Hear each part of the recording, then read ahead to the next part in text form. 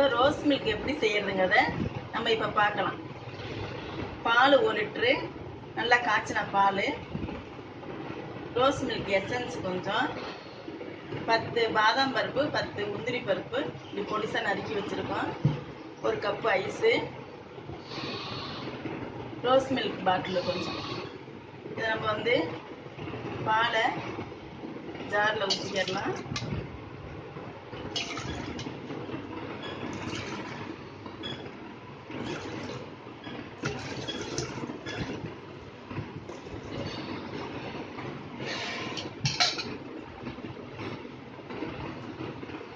Essence 2 சொட்டு விட்டுக்கலாம்.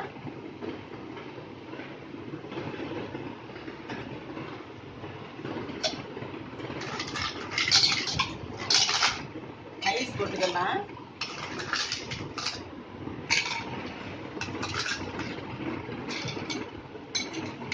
முந்திரி பருப்பு பாதாம் பருப்பையும் போட்டுக்கலாம்.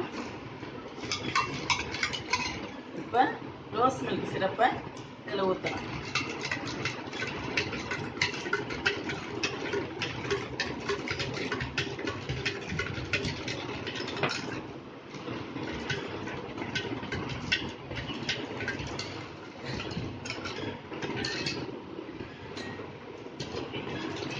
இப்போ ரோஸ் மில்க்கு ரெடி ஆயிடுச்சு.